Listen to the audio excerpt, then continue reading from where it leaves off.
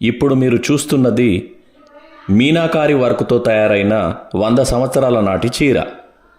మీనాకారి అనేది లోహ ఉపరితలాలపై రంగురంగుల డిజైన్లతో ఎనామిల్ వేసే ఒక సాంప్రదాయ భారతీయ కళ.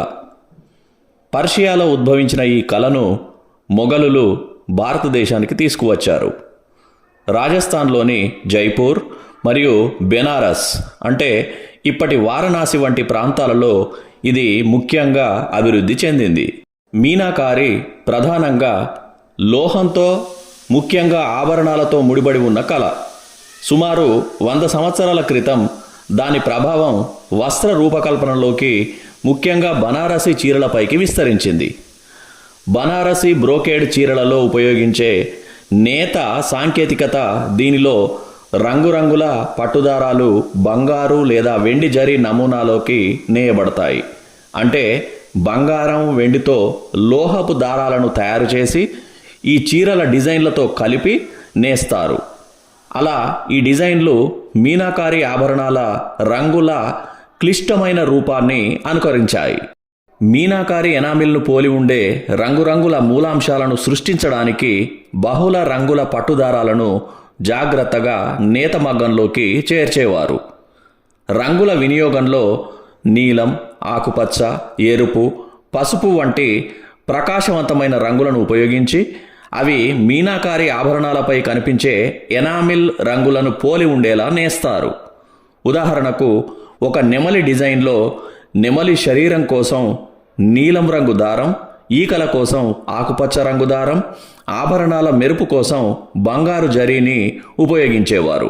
దీంట్లో పూల తీగలు, పైస్లీలు, పక్షుల్లో నెమళ్ళు, చిలుకల డిజైన్లు ఉంటాయి. ఇప్పటి వారణాసిని అప్పుడు బనారస్ అనేవారు. ఈ ప్రాంతం మీనాకారి వర్క్ చీరలకు అప్పట్లో ప్రసిద్ధి. రాజకుటుంబాలు మరియు సంపన్న మహిళలు ముఖ్యంగా వివాహాలు మరియు వేడుకలలో వీటిని ధరించేవారు. విలాసవంతమైన సంపదకు మరియు నైపుణ్యం కలిగిన హస్తకళలకు ఇది ఒక చిహ్నం. మీనాకారి లాంటి పనితో కూడిన చీరలను తరతరాల నిధిగా భావించేవారు. ఇవి చేతితో నేయబడేవి. పూర్తి కావడానికి వారాలు లేదా నెలల సమయం పట్టేది. అందుకే చాలా విలువైనవిగా ఇవి పరిగణించబడేవి. వ్యవస్థలో డబ్బు ప్రవాహం అప్పట్లో సరిగా ఉండేది కాదు. వస్తు మార్పిడి పద్ధతిలో తయారీదారులకు వెండి, బంగారాన్ని ఇచ్చి ఈ చీరలను నేయించుకునేవారు. ఈ చీరలను పీతాంబరం చీర అని కూడా అనేవారు. పీత అంటే పసుపు, అంబరం అంటే వస్త్రం. కాబట్టి పీతాంబరం అంటే పసుపు రంగు వస్త్రం అని అర్థం. ఇది సాధారణంగా పసుపు లేదా బంగారు వర్ణంలో ఉండే పట్టు వస్త్రాలను సూచిస్తుంది.